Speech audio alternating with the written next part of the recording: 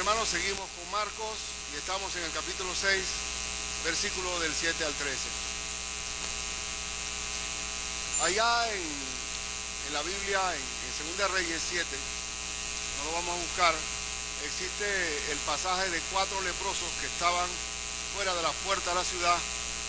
La ciudad dentro estaba sitiada por los sirios, pasando un hambre y unas situaciones extremas, al punto de que hubo un caso desgarrador de 2 madres que se pusieron de acuerdo en que primero nos comemos tu bebé y después el tuyo. Y así estaba sucediendo, que era una hambruna descomunal, que ante el rey, una de las madres reclamó ante el rey que la otra no quería entregar su hijo para cocinarlo. Imagínense al punto de hambre, el hambre llevado a un extremo tan salvaje. Y en ese caso, ya en ese sitio, los leprosos estaban en una situación peor, paupérrima, porque los leprosos, conforme a la sagrada ley de Dios, tenían que estar fuera del campamento. Y ellos se dijeron a sí mismos: si tratamos de entrar a la ciudad, vamos a morir de hambre porque ahí no hay nada. Si nos quedamos aquí, vamos a morir. Vamos al campamento sirio, vamos al campamento enemigo y vamos a ver si los sirios nos matan, bien, pero vamos a actuar, vamos a movernos. Y cuando estos 4 leprosos caminaban hacia el campamento sirio, los sirios escuchaban en un estruendo enorme de ejércitos, ruidos de caballo, de carros, y era como si fueran un montón de tropas que venían al ataque, y salieron despavoridos los sirios y escaparon y dejaron el campamento deshabitado, lleno de víveres, lleno de caballos, de asnos, de todo tipo de provisiones. Y qué sorpresa pues para los leprosos, que sin darse cuenta Dios estaba moviéndolos, manifestando un poder enorme a través de estos 4 leprosos. Y lo que quiero, esto lo uso como introducción, porque cuando nosotros somos enviados al campo misionero, somos enviados por el Señor, o enviados, porque todos nosotros hemos sido enviados para ser testigos del Evangelio del Señor, todos somos misioneros a tiempo completo, y Dios va a usarnos para hacer cosas muy grandes a través de su poder. Somos enviados con autoridad, y eso se trata el mensaje, enviados con autoridad. Nadie debe sentirse insignificante en la obra del Señor, porque Dios lo ha dotado de dones, de capacidades, de un poder y de una competencia que viene del cielo. Y lo que pasa, lo que hace falta es un corazón dispuesto, nada más. Y Cristo, a través de este pasaje de Marcos 6, versículos 7 al 13, nos da un consuelo para los que quieren en su corazón ser enviados y son movidos por el Señor a ser enviados al campo misionero y a servirle al Señor aún dentro de nuestro terruño. En primer lugar, este envío con autoridad es con autoridad sobre los demonios y sobre las enfermedades. Cada vez que nosotros enfrentamos cualquier casa y vamos a cualquier casa, vamos a ver a una persona oprimida. Hay conflictos de familia, hay problemas con un hijo en drogas, hay cualquier tipo de cautiverio, de maldad lo vamos a vivir. Y cuando usted lleva el Evangelio, Dios le da a usted una autoridad para no solamente compartir el Evangelio, sino liberar a esa familia de cualquier prisión de maldad en que se encuentre. Y tiene que tener esa convicción de que cuando llevamos a Cristo, llevamos el poder de Dios para salvación. Y veamos los versículos. Vamos a leer el versículo 7, dice: después llamó a los 12 y comenzó a enviarlos de 2 en 2. Y les dio autoridad sobre los espíritus inmundos. De 2 en 2, porque siempre mejor 2 que 1. Porque cuando uno cae, dice Eclesiastés, el otro lo levanta. Y porque la paga es mayor cuando hay 2. Y por eso es bueno estar casado también, porque es bueno tener una esposa allí, una ayuda idónea, y nos necesitamos y nos calentamos. El 2 en 2 es porque no estamos equipados para trabajar en aislamiento. No somos Robinson Crusoe en una isla. Necesitamos trabajar en equipo. Pablo y Silas, Pablo y Bernabé, y usted ve en la Biblia siempre un equipo de trabajo, mínimo 2. Y ellos iban con la autoridad de Dios para expulsar demonios. Y vamos a tener siempre, en todo momento, una incursión diabólica. Cada vez que hay un avance de la iglesia, hay un ataque satánico. Lo vamos a experimentar, pero no hay que tener temor alguno, porque el Señor nos da autoridad. Una autoridad. Cuando nosotros compartimos el Evangelio allá entre las tribus Nove Bugleres, tuvimos 5 años allá. El campamento donde nosotros estábamos, ese campamento, precisamente ese lugar, era un campamento donde se celebraban las fiestas de Balsería, unas fiestas salvajes, donde bajo el efecto del embriagamiento se tiraban lanzas a las piernas, a los pies, al muslo, buscando quebrar la pierna, y el que ganaba salía airoso, se podía llevar la mujer del otro. Hacía unas cosas salvajes, animales, como dice el apóstol Santiago, animal terrenal y diabólico. Era una fiesta ahí, en ese preciso sitio. Hoy hay un campamento cristiano. Dios vence el mal. Y en ese preciso sitio también había un gran curandero, un gran brujo, que era el que todo el mundo iba ya a consultarle como si fuera el médico cabecera. Y ahí desapareció esa brujería. El Emberá, el Nove Buglere, es un hombre donde el hombre iba a caballo y la mujer a pie. Y nosotros teníamos, cuando estábamos en la escuela secundaria, había una poesía que se refería a eso, que se llamaba Ñatore Mai, que era sobre el indio machista que tenía a la mujer cautiva. La mujer no vale nada. Pero hoy, cuando nosotros hablábamos con esos pastores Nove, me decía, venga acá, pastor, para presentarle a mi palomita, mira mi codorniz, oh, mira qué belleza, pastor. Es que yo sin ella no puedo vivir. Y el cariño, el afecto que trae el Evangelio, y todas esas cosas salvajes, malignas, desaparecieron de ese lugar. Y hay una nueva criatura en Cristo Jesús. Bendito sea el Señor, porque no importa la oscuridad donde esté una persona, el Señor los libera de toda maldad. Entonces nosotros tenemos que prender la luz y saber que el Señor nos va a acompañar con la autoridad del cielo para que no temamos a ningún tipo de huestes espirituales de maldad. No hay temor alguno. Y un país entregado al ocultismo es un país oscuro donde hay toda maldad. Estaba ayer leyendo la Biblia en mis devocionales y me encuentro con aquel cuando Abraham miente a Abimelech y le dice que Sara no era su mujer sino su hermana. Bueno, en realidad el mismo Abraham dice, no es una mentira, también ella es media hermana mía. Pero bueno, no hay medias tampoco mentiras, ¿no? Pero la razón por la cual Abraham dijo al rey que había mentido o había ocultado la identidad de Sara como su esposa es porque él dijo, porque en este lugar no hay temor de Dios. Y perfectamente hubieran codiciado a su mujer y lo hubieran matado. Cuando en un lugar no hay temor de Dios, la maldad reina por todas partes. Y por eso que tenemos que predicar. Si usted quiere tener pandillerismo y delincuencia, entonces apaguemos la luz del Evangelio. Donde llevemos la luz del Evangelio, la porquería, la podredumbre del hombre, la corrupción desaparece, porque la sal de la tierra somos nosotros. Y la luz del mundo somos nosotros. Y tenemos que predicar para que la luz alumbre sobre la tiniebla. Y el Señor nos da la autoridad para que no importa el tamaño de maldad en que esté prisionera la persona, es liberada por el Señor Jesús.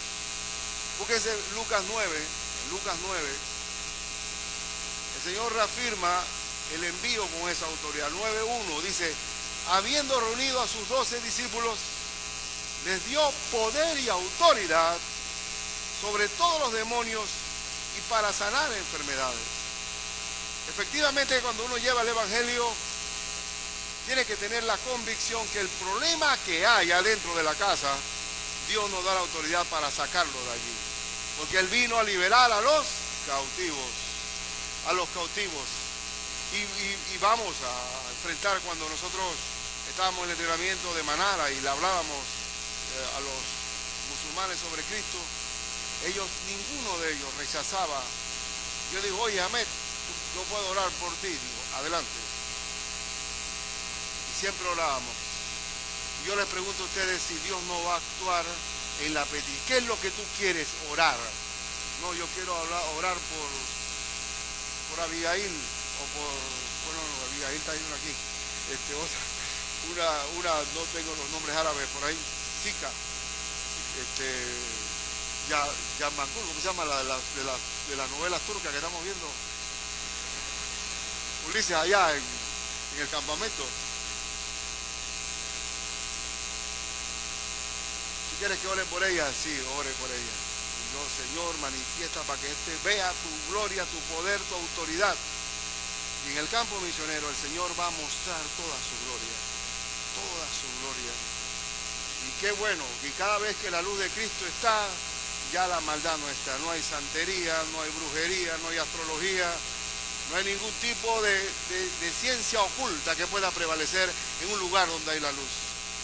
Y que alumbre la luz del Señor para que no reine la maldad. Así que ahí en Efesios 1, 19 al 22, habla de esa autoridad delegada por el Señor Jesús a su iglesia. Efesios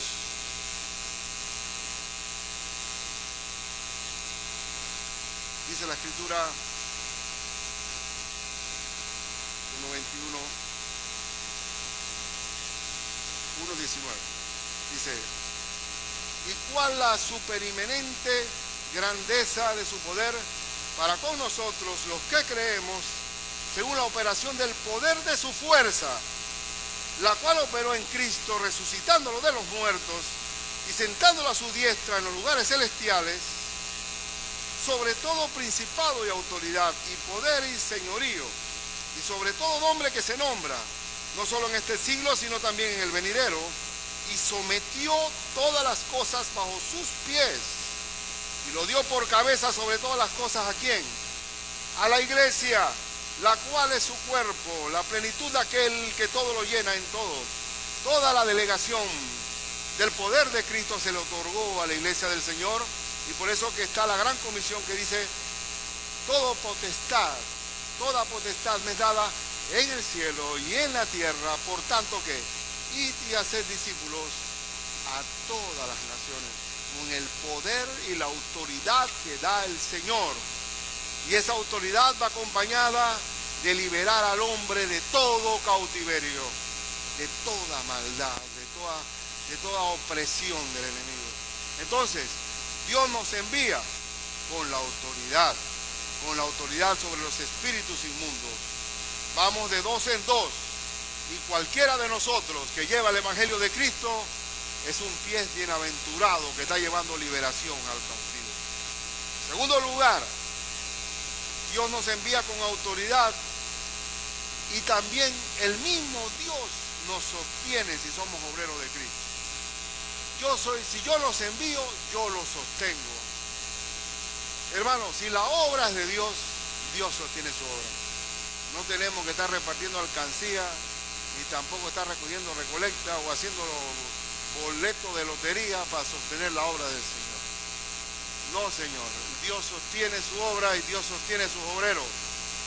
Dios es responsable de los que envía, porque digno es el obrero de su jornal, y no embozarás al buey que trilla. El Señor sostiene a sus obreros. Y les digo una cosa: Dios nos ha dado el gran privilegio y la honra de administrar dos emisoras. Usted puede escuchar las emisoras de radio que Dios nos ha dado a administrar, y no le pedimos $1 a nadie por las ondas hercianas.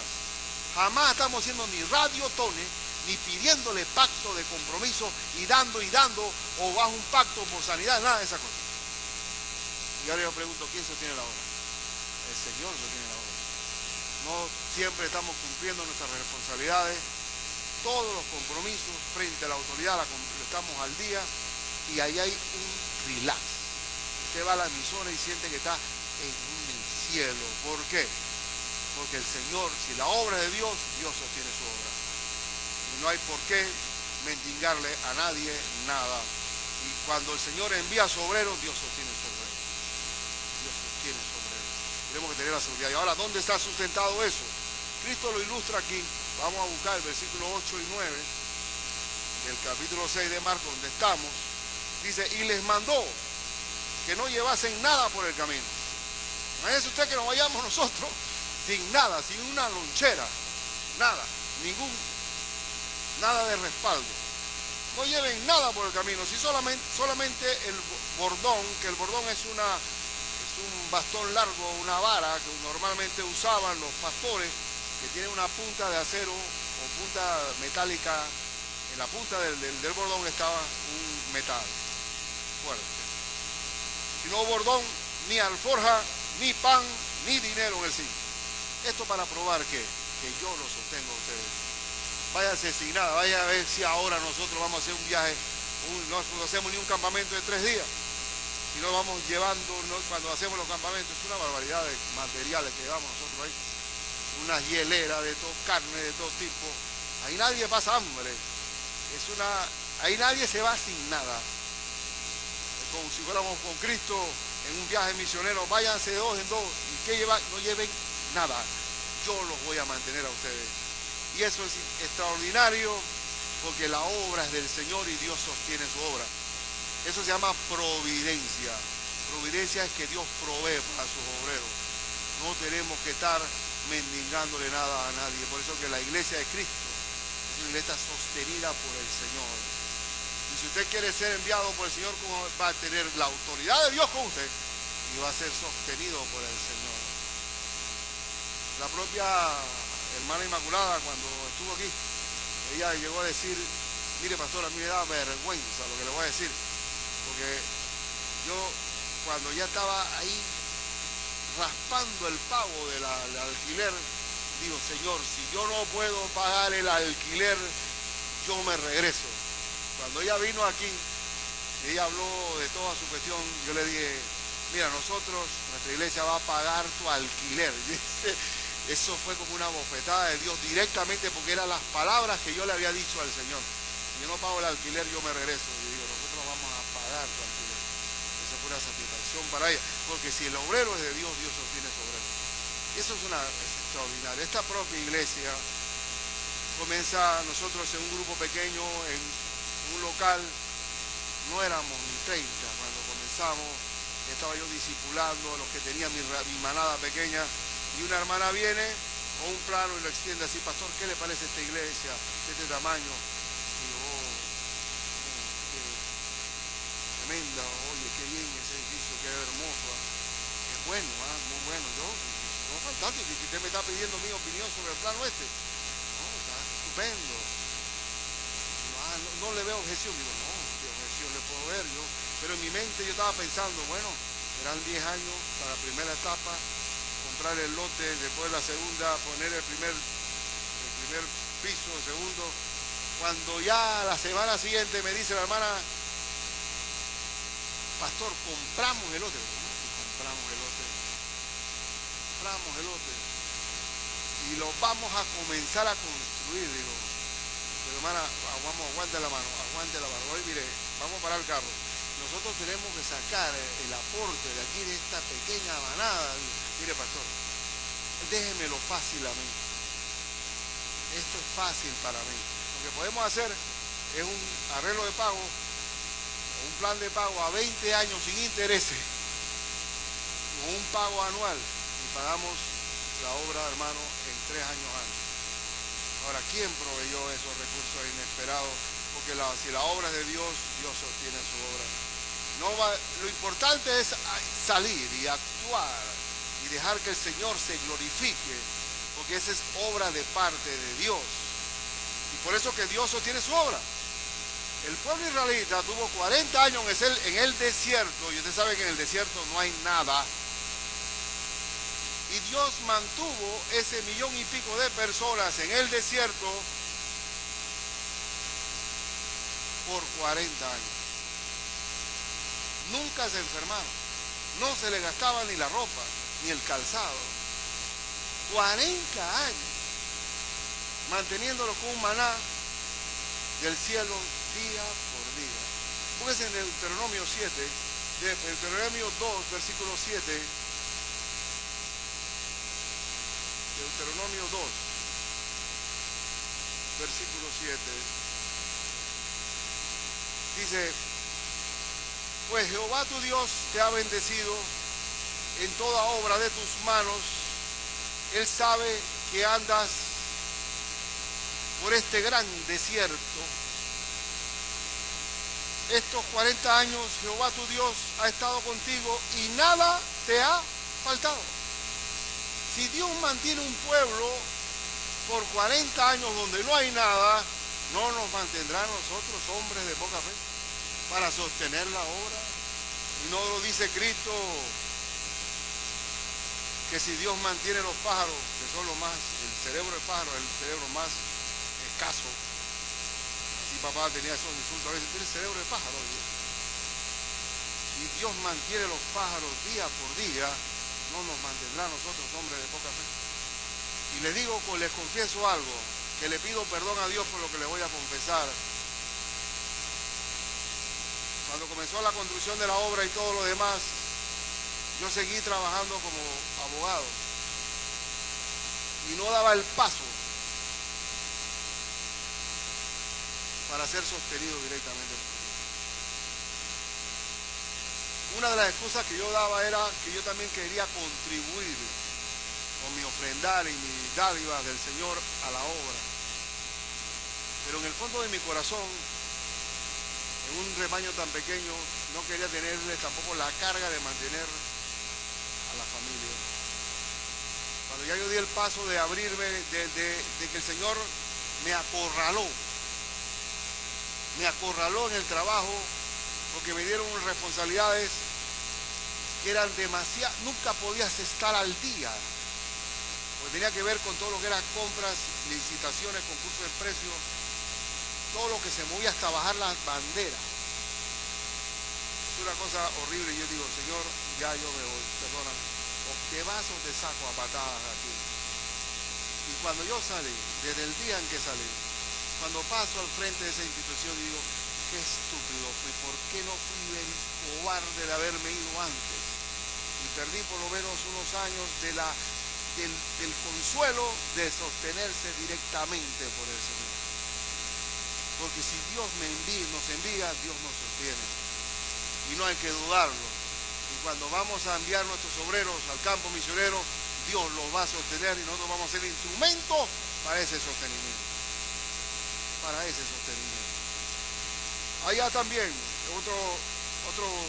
estamos hablando de mantener un pueblo de 1,000,000 y pico de personas todos los días. También podemos ver en Primera de Reyes, en el caso de Elías, es un caso interesante también porque en Reyes 17, versículo 6, dice, y los cuervos le traían pan y carne por la mañana, y pan y carne por la tarde, y bebía del arroyo. Este es el colmo del sostenimiento. No hay animal más canalla que un cuervo. El cuervo es ave de mal agüero. Inclusive el famoso poeta americano Edgar Allan Poe tiene una poesía que se llama El Cuervo. El cuervo como un animal de mal agüero, típico de la película de Alfred Hitchcock, de suspenso y terror. Y de que un cuervo te venga a traer como mesero el desayuno y también la cena, eso es verdaderamente la providencia del Señor. Porque Dios, cuando tiene a su obrero, sostiene a su obrero. Lo sostiene y no tenemos que saber y descansar en que tenemos un padre responsable que atiende a sus hijos, un señor de la obra que atiende a sus obreros, y no tenemos que en ninguna manera dudar de la providencia del Señor. Jamás de los jamases, Dios va a sostenernos y va a glorificarse en la obra. Y hermano, yo quiero, en el nombre de Cristo, que salgan muchos pastores de aquí. Desde mi salida y aún sin haberme ido, haya muchos pastores que perfectamente pueden dejar atrás sus vocaciones y seguir el camino del Señor, sabiendo que Dios sostiene su obra. Que no lo duden, que no por ningún momento. A veces allá en Estados Unidos se ha profesionalizado el pastorado, que el tal pastor y ya está aplicando su currículum en otra iglesia para ver qué ventajas tiene sobre la otra. Hermano, no nos volvamos asalariados. Estamos haciendo un trabajo para el Señor, lo más digno que pueda haber.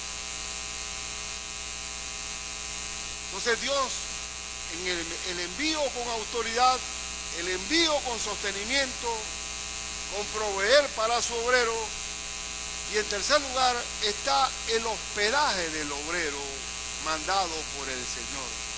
Dios nos va a mandar a lugares donde va a mover corazones que van a hospedar a sus obreros. Siempre va a haber una casa de paz que va a abrigar, que va a darle posada al obrero de Dios, y no hay que temer a eso. Siempre va a haber una casa maravillosa que Dios va a abrir, y ahí comienza la obra, en una casa. La casa, la iglesia de Cristo por siglos se reunía en casas. La iglesia como edificio fue con los siglos. Así que la casa es el gran inicio de la obra del Señor. Vamos a leer ahí el versículo 10 y 11 de nuestro texto de Marcos. Y dice así, bueno, leímos, yo leí el verso 9, sino que se calzasen sandalias y no vistiesen dos túnicas, ni siquiera una muda de ropa extra. Y les dijo, donde quiera que entréis en una casa, posad en ella hasta que salgáis de aquel lugar. Esa es la gran recomendación de Cristo. Si hay una casa de paz que abre la puerta, quédate allí. No vayas a otra, quédate allí. Y allí trabaja desde esa base. Esa va a ser tu primicia en la obra. Y si en algún lugar no os recibieren, ni os oyeren, salid de allí y sacudid el polvo que está debajo de vuestros pies.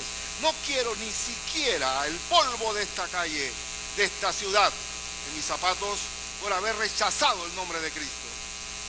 Nosotros debemos sentirnos, ay, me trataron mal. Digo, no, rechazaron al Señor. Y dice, para testimonio a ellos, de cierto os digo que en el día del juicio será más tolerable el castigo para los de Sodoma y Gomorra que para aquella ciudad.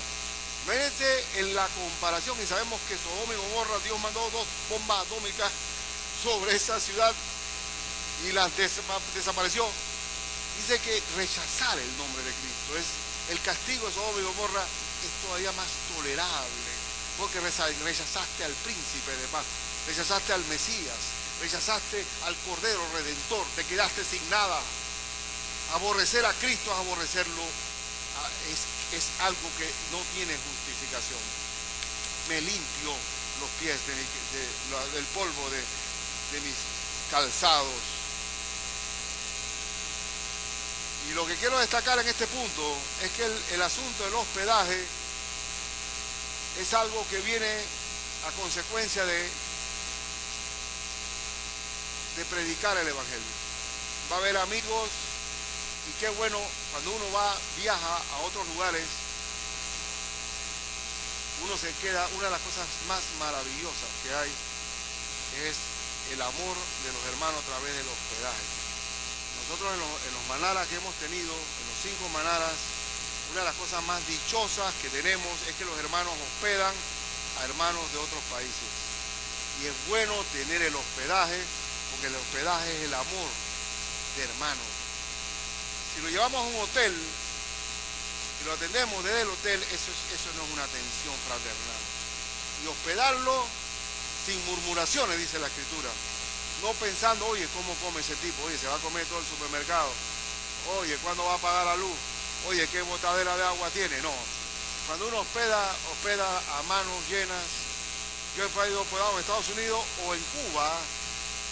Y en Cuba me dieron la cama nupcial el pastor, pero no estaba con Candy, estaba con Gabriel, y todo. estuvimos en Cuba y esa gente comíamos puerco, ¿cómo se llama? El cabrito ese, chivo. Y digo, pastor, pero aquí no estamos pasando hambre, yo creo que estamos muy bien aquí, ¿ah? Digo, pastor, usted no tiene idea. No tiene idea para agarrar ese puerco, tenerlo ahí, oye Juan, consíguete acá. Cada día tuvimos que poner un hermano para que trajera la provisión.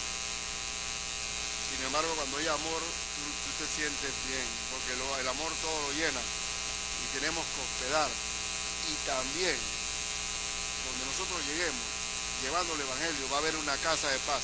La obra comienza con una casa. Y ahí hay que arrancar. Y dice Cristo, quédate ahí. Y todo lo demás viene por añadidura. Y cuando vamos a comenzar nuestra obra, comenzamos siempre con una casa. Entonces el Señor nos ha dicho tres cosas importantes aquí. Yo los respaldo con mi autoridad sobre los demonios y enfermedades, los voy a sostener y siempre van a tener un techo donde dormir. Cuando el caso de Lucas 19, en el caso de Zaqueo no era creyente, pero él abrió, no era un convertido a Cristo, pero él abrió la casa al Señor. Lucas 19, vamos a leerlo. Dice, habiendo entrado Jesús en Jericó, iba pasando por la ciudad, y sucedió que un varón llamado Zaqueo, que era jefe de los publicanos y ricos, se puede decir que él era el de la cosa nostra, de que estaba en Jericó, porque los publicanos eran personas aprovechadoras, y procuraba ver quién era Jesús, pero no podía a causa de la multitud, pues era pequeño de estatura.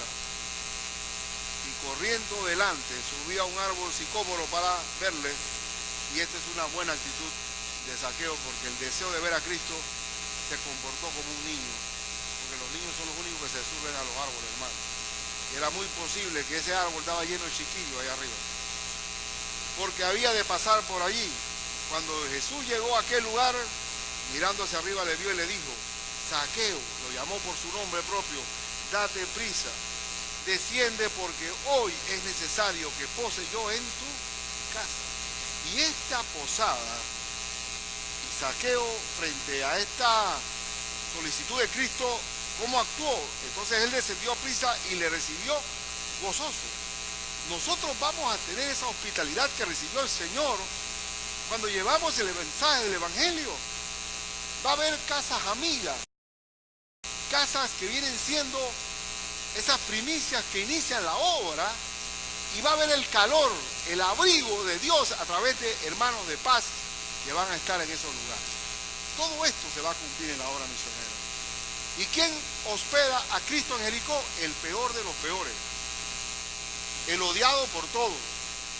Y cuando Cristo posó en esa casa, ¿qué pasó? Dijo Zaqueo, sin habérselo dicho al Señor, la mitad de mis bienes doy a los pobres. Y si he defraudado a alguien, se lo devuelvo cuadruplicado. Una de las conversiones claras de una persona nacida de nuevo es desprendida del dinero. Porque el dinero es la raíz, el amor al dinero es la raíz de todos los males. Hay muchos que se bautizan con la cartera fuera de la pila bautismal. Pero aquí Zaqueo da lo que no le pidieron. Sin embargo, Cristo le dijo al rico, vende todo lo que tienes y sígueme. Y dice, Pero Zaqueo sí, lo dio de un tiro. Y ahí se ve claramente la conversión y la autoridad que tiene el Señor en su evangelio de cambiar a una persona como Zaqueo. Y digan que su propio nombre, Zaqueo, viene de saqueador. Y yo conocí a una persona, ya ha caído el régimen militar, que ella conoció a Cristo y exactamente hizo lo mismo que Zaqueo. Le devolvió el saco de plata que tenía y ella misma se entregó. Es una cosa increíble lo que hace el Señor. Increíble. Solo Dios puede hacer eso. Esa autoridad de cambiar al hombre y de hacer una operación de corazón abierto y poner un corazón nuevo. Solamente Cristo puede hacer. Nadie más puede hacer. En la medida que nosotros prediquemos, menos corrupción va a haber, porque menos saqueos van a haber, menos pandillas, menos delincuencia. Y donde abunda la maldad es porque la iglesia está callada. La iglesia es responsable en gran medida por la oscuridad que viven los pueblos, porque la luz del evangelio es el único que puede vencer la criminalidad. Ahí no vale tener más pistolas de mayor calibre ni tener cárceles más grandes, sino predicar el evangelio de Cristo. Es el único. Así cuando estamos nosotros dedicando aquí los hijos de Dani y de Julisa, cada familia debe mantener a sus hijos y guiar a sus hijos. Pero si no hay familia, hermano, ¿quién va a guiar? Solamente que tenga un Padre celestial. El único que puede hacer eso. Y hermanos, les doy autoridad, los voy a sostener, los voy a hospedar, pero manténganse en la línea. ¿Cuál es la línea? Es el versículo. ¿Cuál es el propósito fundamental de ser enviados? De ser enviados con autoridad. Es el último versículo, los últimos dos versículos dice, y saliendo predicaban que los hombres se arrepintiesen. ¿Cuál es la razón de enviar obreros? Predicar el evangelio del Señor. Pero yo uso la palabra que los hombres se arrepintiesen. El corazón de la predicación tiene que venir de un corazón arrepentido. Y lo digo ¿por qué? Porque a veces hay campañas de sanidades y milagros que la gente viene por la sanidad y el milagro, pero no con un corazón arrepentido. Y cuando vienen y dicen a la gente, pasen aquí adelante y repitan conmigo, en un contexto como el latinoamericano, donde la religión oficial es repetir como papagayo muchas cosas, yo repito lo que haya tú que digas. Repite, Señor Jesús, me arrepiento de mis pecados, sí, pero hay convicción, hay verdadera convicción, o estamos haciendo un rezo nada más. En gran medida, aquí lo que vale, el primer punto de la predicación del evangelio es que la persona que oye se arrepienta de corazón de su maldad. Dice aquí, que se arrepientan de sus pecados y echaban fuera muchos demonios y ungían con aceite a muchos enfermos y los sanaban. Yo creo absolutamente en la sanidad. Y como papá ora con un hijo enfermo, con mayor razón. Porque un papá quiere lo mejor para su hijo. Y lo que más desea un papá es la sanidad del hijo. Y pueda predicar por sanidad o no. Pero el Señor tiene la última palabra. Ahora sí ocurre que cuando uno está llevando el evangelio del Señor, hay veces hay milagros instantáneos. Milagros que para que la persona crea y descanse en el poder de Dios, Dios contesta así. Y hay nuevos creyentes que cuando son nuevos en la fe, dicen, Señor, dame un estacionamiento en este mall. Oh, gloria sea al Señor, bendito, oh Padre, tal, porque eres un bebé que el Señor te lleva cargado y te dando leche. Digo, sí, y cada vez que llora, ahora que está Milka con su recién nacido, ese es un llorón. Está nada más con la mamá aquí con el pecho de la madre ahí. Digo, Dani, tranquila, así son los varones. Ustedes nada más han tenido mujeres, pero el varón le saca la mugre, digo, saca la y desgasta a la madre. Y ella dice, sí, está ahí pegado ahí a la teta. Cuando así tiene el Señor a los recién convertidos, que los va llevando, pero a medida que va creciendo, ya viene entonces la disciplina y en el carácter, pórtate como hombre. ¿Qué te pasa? Vaya, vaya. Yo lo voy a decir. Sí, pero yo quiero salir aquí. ¿Ah? Queremos, digo, ¿tú crees que el Señor es un padre como aquella mamá que lleva por primera vez al niño al kinder, que está asustada de que le va a pasar algo al niño? Vaya enfrente de la vida, yo voy con usted. Si lo golpea, usted es soldado mío. Y entonces el trato es distinto. Y por eso que mi Amílcar tiene un trato. El Señor, si lo trae de vuelta y lo va a traer de vuelta, viene del valle de la sombra de muerte, Él va a venir con una perspectiva de la vida mucho más madura que inclusive en mi caso. ha sido una madurez. Hermano, le digo una cosa, te lo confieso.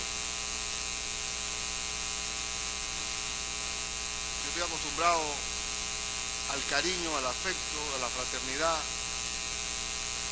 al buen trato entre hermanos, y uno se siente en un pedazo del cielo que es la iglesia. Pero ahora que he estado yo en ese hospital durmiendo y trasnochándome allá, me encuentro con el tono de sargento de las enfermeras, la manera en que yo me molesta, ¿sabes? Yo estoy ahí, que poner la otra mejilla me ha costado, y caminar la milla, porque estoy acostumbrado a este ambiente maravilloso. Y por ejemplo, sin embargo, Amílcar está soportando muchas cosas en su dolor, porque quieras o no, la madurez significa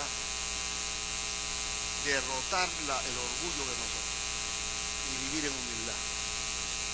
Hubo una noche en que en toda la noche no cerró los ojos, ni yo tampoco, porque tenía que estar limpiándole las mucosidades y todo eso, y llegó a dormir como a las 5 de la mañana y durmió como un pajarito ahí hasta las 8 de la mañana. Y cuando despierto digo, papá, listo, vamos a bañarnos, pues. Pues no puede hablar, que escribe con el celular, vamos a bañarnos. Tenía que hablar con la enfermera, mire, desconéctele ahí ¿cómo se llama? Lo de la venoclisis. Y dice ella, no es hora de bañarse. Aquí el baño es de 5 a 7 de la mañana. 8 nadie se baña aquí. Digo, mira, mi hijo estuvo toda la noche trasnochado, ¿viste? Vino con el sueño a las 5 de la mañana. Tengo un poco de misericordia. Digo, eso es así. Ah, está bien, pues. Yo lo voy a bañar con trapo, está bien. Voy a bañarlo con trapo. Está bien, voy a someterme al reglamento. Pero eso, y la mujer como que recapacitó por ahí y regresó. Bueno, Amílcar, voy a hacer una excepción contigo. Vas a bañarte. Y se va, no, yo voy a bañarlo con trapo. Yo voy a bañarlo con trapo. No, usted no haga excepción por mí. Ah, bravo. Entonces, Amílcar escribe, vamos a bañarnos. Vamos a bañarnos.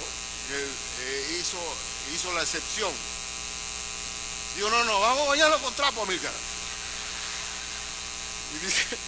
Y dice Amílcar, no seas orgulloso, yo quiero bañarme. Entonces, tú te das cuenta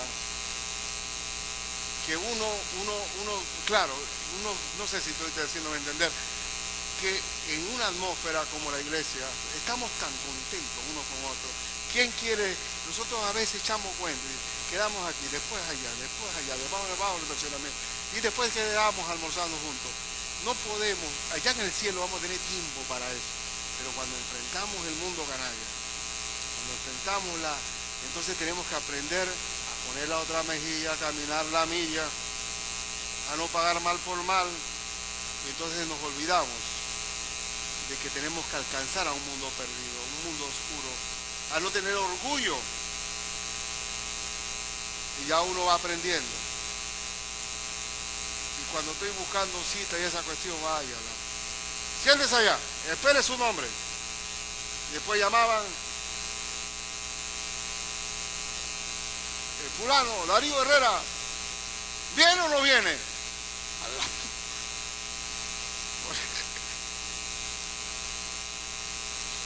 Bueno, yo te digo, ese ambiente es pesado. Ahora pongámonos del otro lado. Unas enfermeras que tienen que estar continuamente en una situación tan dura como esa, enfrentando la muerte, enfrentando la queja, el dolor, en un trabajo que nunca estás al día porque siempre te vienen más enfermos. Llega un momento en que tú no te puedes involucrar anímicamente porque lo harías mal. Y si la doctora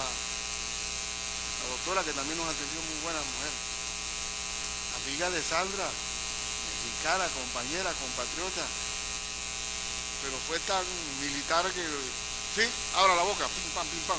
Yo no me dio chance de que, oiga, Sandra le manda saludos. ¿Eh? Ni tampoco. Ahora, ella no está para buscar amigos ahí, sino a combatir un enemigo que se llaman los tumores o el cáncer. Ella no está para ganar amigos. Pero ahí nosotros, cuando mi hermana va allá al oncológico, Mariela, que es venezolana, va con Beverly, que es su maestra de discipulado. Beverly, enfermera, y van al oncológico, están llevándole esa piedad, ese consuelo, ese apoyo, porque el Señor busca a los más adoloridos, a los que están sufriendo aún mucho más. Busca miembros que nadie quiere. Y no hay cosa más extraordinaria que la solidaridad que da el dolor. Y por eso que el Evangelio, nosotros llevamos el poder de Dios y la autoridad de Dios. Y tenemos que, no solamente llevamos un Evangelio, llevamos también una liberación a la persona oprimida. Y el Evangelio de Marcos termina en el capítulo 16, versículos 15 al 18, con estas palabras. Marcos 16, 15, las últimas palabras de Cristo, 16, 15, y les dijo: id por todo el mundo y predicad el Evangelio a toda criatura. El que creyere y fuere bautizado será salvo, mas el que no creyere será condenado. Y estas señales seguirán a los que creen, en mi nombre echarán fuera demonios, y lo creemos, porque el Señor tiene una autoridad por encima de la autoridad del diablo. Hablarán nuevas lenguas, cierto, porque cuando uno viaja en obra misionera, uno aprende idiomas, hermano. Mi hermana Edel te habla 5 idiomas, mi hermano Gustavo te habla 5 idiomas. Yo lo entiendo, el padre de las misiones, Guillermo Carey, hablaba 9 lenguas. Y Carey no tenía una formación universitaria. Él dijo: yo no soy zapatero, yo soy ayudante de zapatero. Y Dios le dio una capacidad enorme para aprender, y eso de hablar nuevas lenguas, se habla de idiomas para comunicar la fe en el idioma del oyente. Y tomarán en las manos serpientes, y si vivieren cosas mortíferas, no les hará daño. Sobre los muertos pondrán sus manos y sanarán. Y cosas mortíferas, porque cuánta comida por ahí se puede encontrar uno podrida y se la come en esos lugares, y sin embargo no nos van a hacer daño. Ahora, hermanos, a manera de aplicación, cuando tú predicas el Evangelio del Señor, yo quiero que hoy usted se vaya, con la convicción, tú te vayas con la convicción que cuando estás hablando el Evangelio, estás desatando ataduras de maldad. Y no solamente desatas las ataduras de maldad, sino que traes las buenas nuevas de salvación. Tienes que tener la convicción de que Dios te va a usar como un libertador del cautiverio del hombre. Y tienes que saber también que Dios va a dar lo suficiente para sostenernos y vencer cualquier obstáculo que haya en el envío con autoridad. Mi gran pregunta y mi gran desafío hoy para ustedes es: ¿quién hoy quiere llevar ese Evangelio a donde esté, en el lugar donde tú estés, desatando a la gente oprimida? Dios quiere usarte y tú eres la luz de ese lugar. Yo fui ganado en mi campo de trabajo. Yo no vengo a ser creyente cuando vengo a la iglesia, sino soy misionero a tiempo completo en el lugar donde me desempeño. Así que mi gran reto de hoy, y es el desafío que Dios nos manda, que ahí en nuestra sencillez nosotros podemos ser de influencia al mundo que nos circunda. Yo quiero orar en este momento. Si hay un mover de Dios en ti ahora mismo, en tu corazón, decirle: